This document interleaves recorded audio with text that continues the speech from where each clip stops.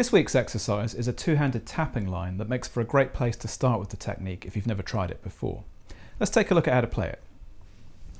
So the first thing that you're going to need to get comfortable with is tapping notes with your picking hand. And the way to do this is to anchor your thumb along the top edge of the neck, so you've got a point of stability to play from. And then you're going to tap the notes by simply pressing the string down onto the fingerboard.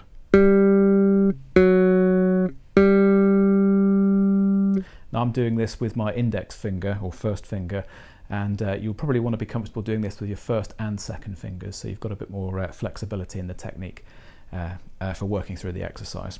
So that's how you tap notes with the picking hand. We're going to do pretty much the same thing with the fretting hand. We're just going to be hammering on these notes just using this hand.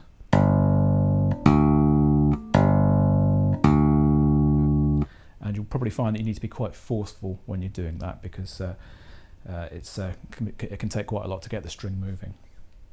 Okay, so what we're going to be doing first of all is tapping notes together, and then each hand will do something independent in the bar that follows. So what we're going to do first of all is tap two Gs. So the fretting hand is playing the G down at the 3rd fret of the E string, and the picking hand is going to tap the G at the 12th fret of the G string.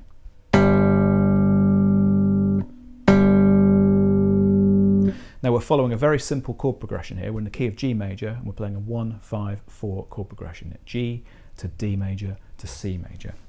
So that's G. We're not playing any notes other than G there, so those notes on their own don't really suggest any kind of chord, but the tonality becomes clear as you play more of the exercise.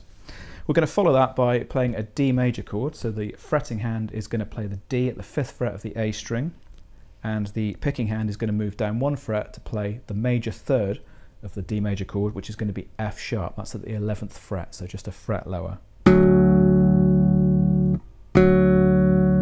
we get that kind of sound. And we're going to follow that with a C major chord. So the fretting hand will play a C, 3rd fret of the A string, and the picking hand will play the E at the 9th fret of the G string. So those three chords together. Okay, so that gives us the first bar of the exercise. We're going to let that chord tie across into the second bar. Let's hear that again.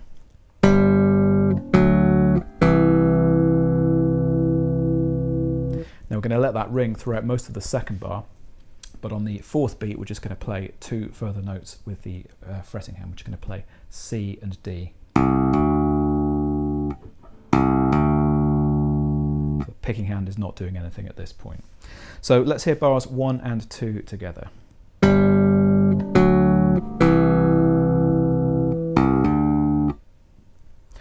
Okay, moving on to the 3rd and 4th bars of the exercise. We start in exactly the same way. So we have our 3 chords just as we did before. We tie those across into the 4th bar, and this time we're going to play a figure with the picking hand. This begins on the and of beat 3, and it consists of 3 quavers. We're going to tap the B at the 9th fret of the D string. We're going to follow that by tapping the E at the 9th fret of the G string, and then we're going to tap the F sharp at the 11th fret of the G string. And I recommend first finger on the B, second finger on the E, and then maybe 3rd finger for the F sharp. So just a short melodic phrase to help us restart the exercise. So bars 3 and 4 together are going to sound like this.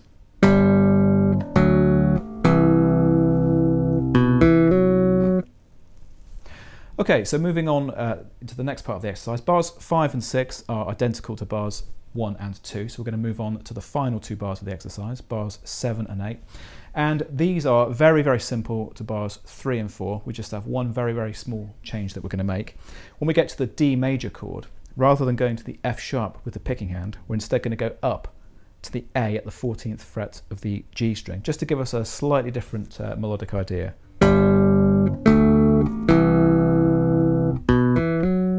And then we have that short melodic phrase at the end of those bars as well. So let's hear bars 7 and 8 one more time.